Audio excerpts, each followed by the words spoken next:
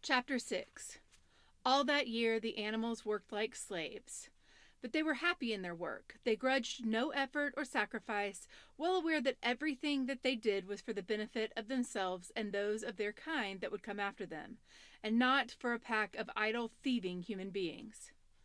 Throughout the spring and summer they worked a 60-hour week, and in August Napoleon announced that there would be work on Sunday afternoons as well.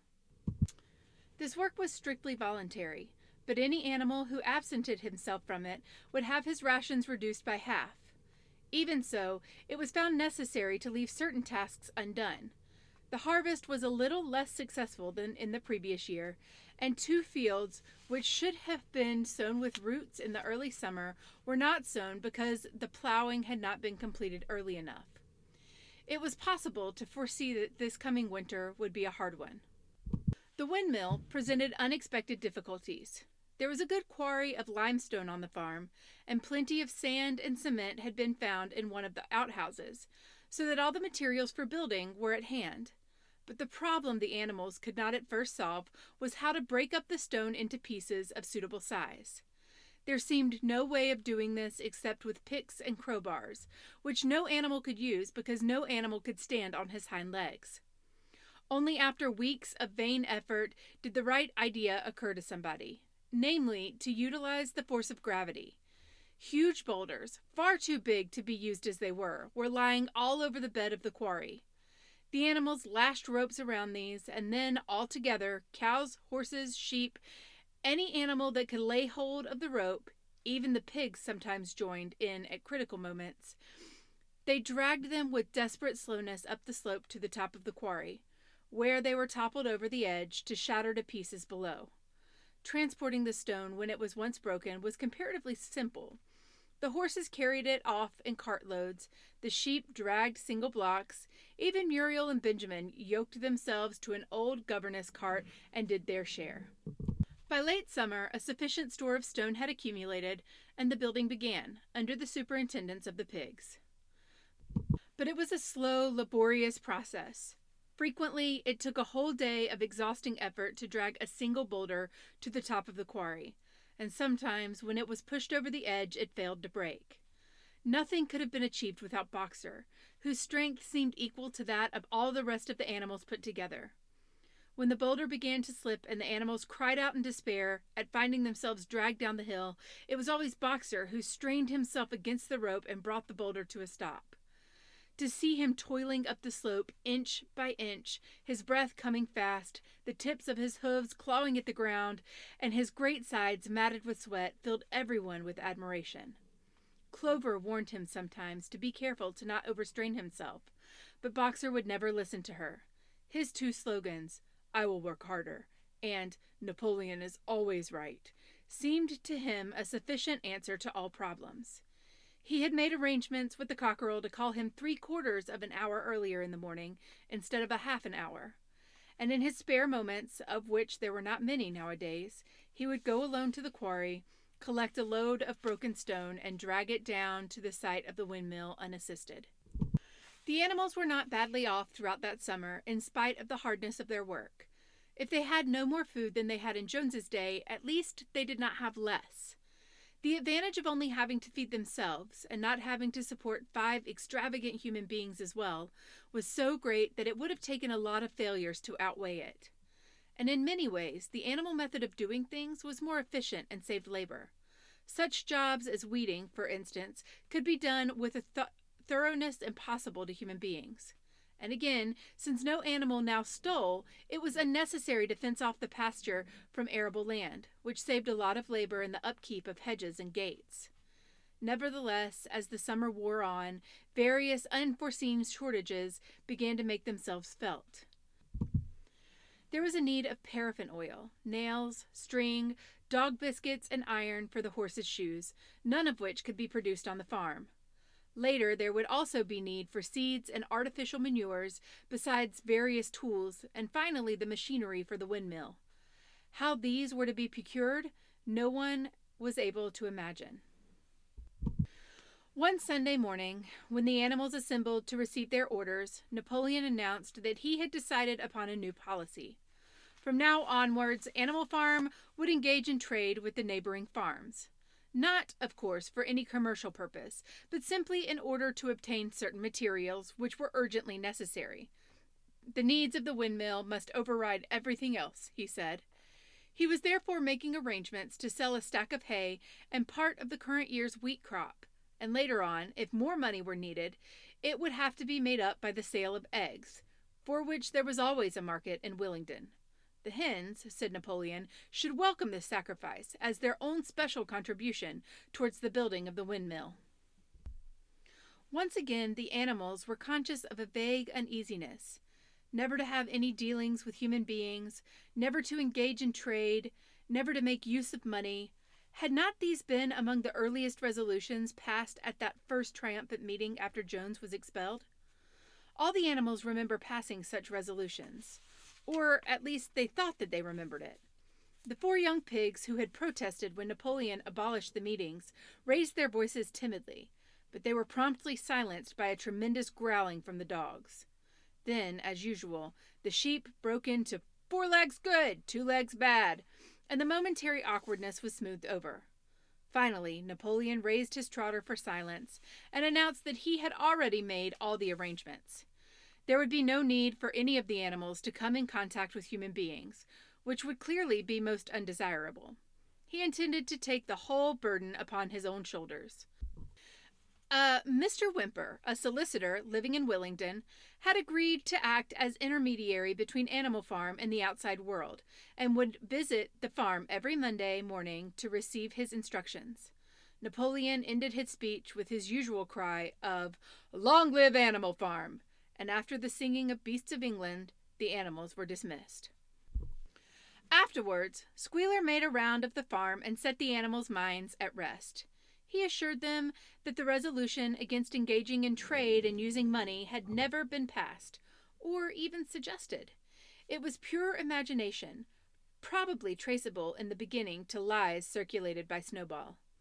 A few animals still felt faintly doubtful, but Squealer asked them shrewdly, "Are you certain that this is not something that you have dreamed, comrades?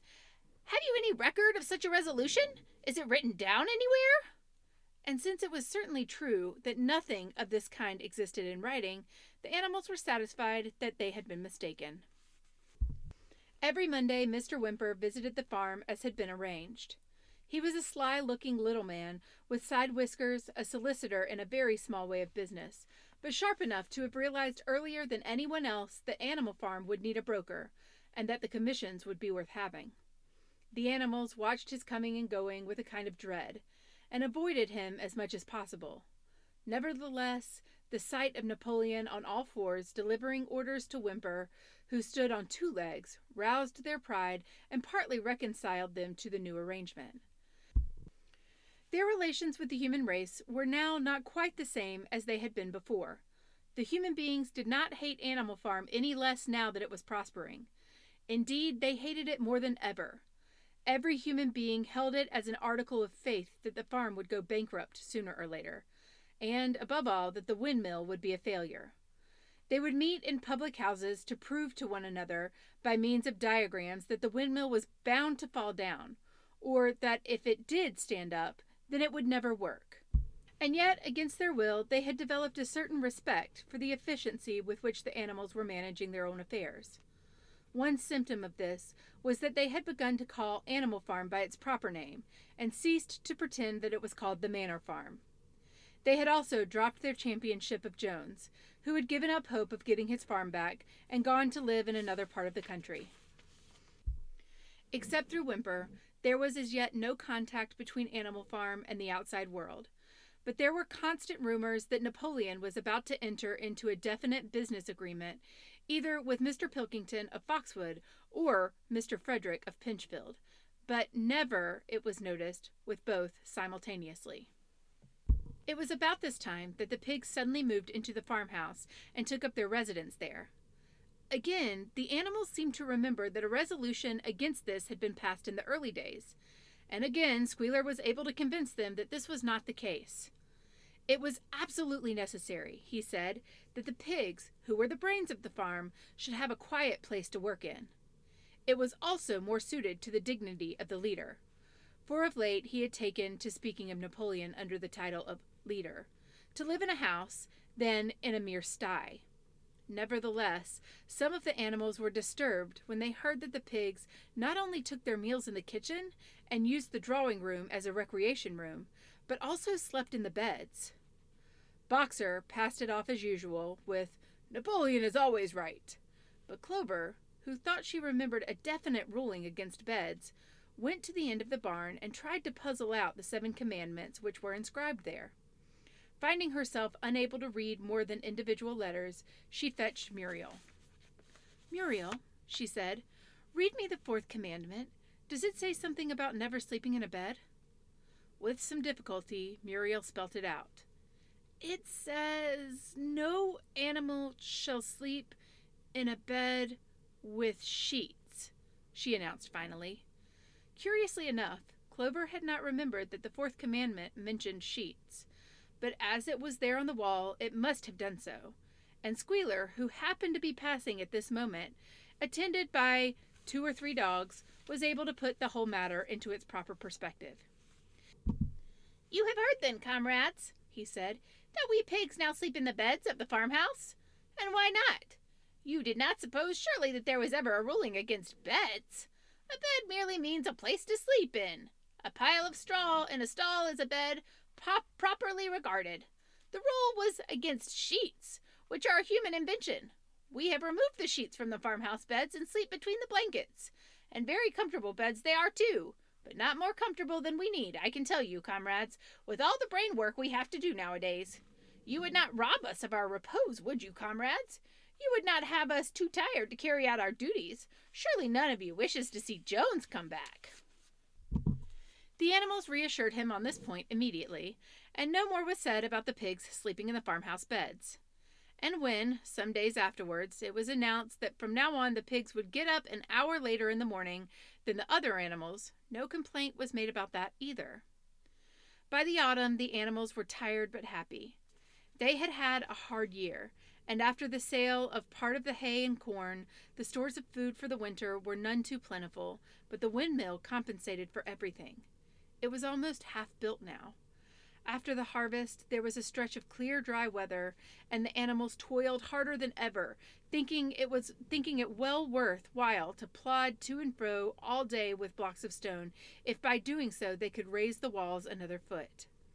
Boxer would even come out at nights and work for an hour or 2 on his own by the light of the harvest moon.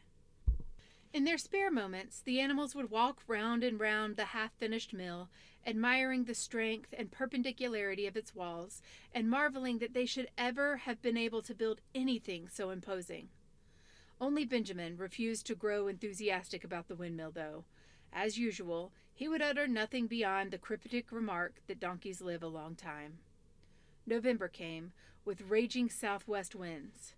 Building had to stop because it was now too wet to mix the cement. Finally, there came a night when the gale was so violent that the farm buildings rocked on their foundations, and several tiles were blown off the roof of the barn. The hens woke up squawking with terror, because they had all dreamed simultaneously of hearing a gun go off in the distance.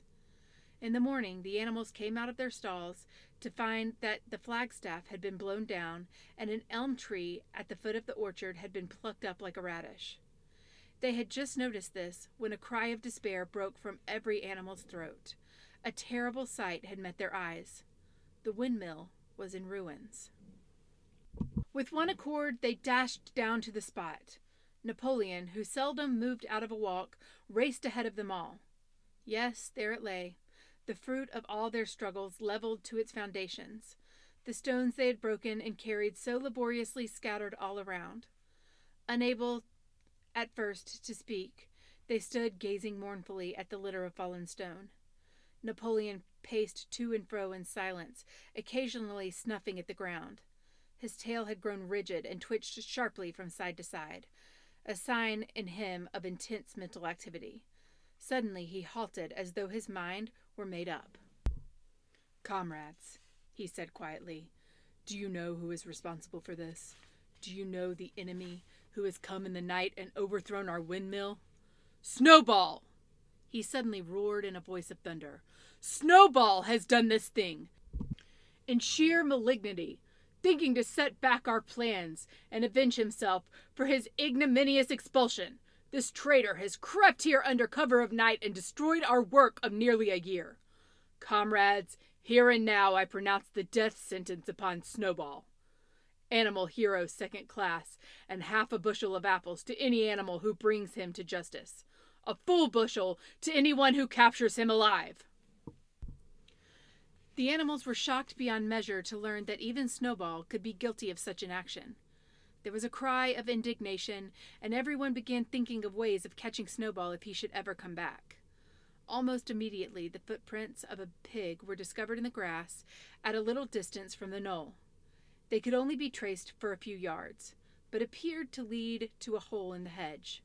Napoleon snuffed deeply at them and pronounced them to be Snowball's. He gave it as his opinion that Snowball had probably come from the direction of Foxwood Farm. "No more delays, comrades!" cried Napoleon when the footprints had been examined. "There is work to be done. This very morning we will begin rebuilding the windmill, and we will build all through winter, rain or shine. We will teach this miserable traitor that he cannot undo our work so easily. Remember, comrades, there must be no alteration in our plans. They shall be carried out to the day. Forward, comrades! Long live the windmill! Long live Animal Farm!"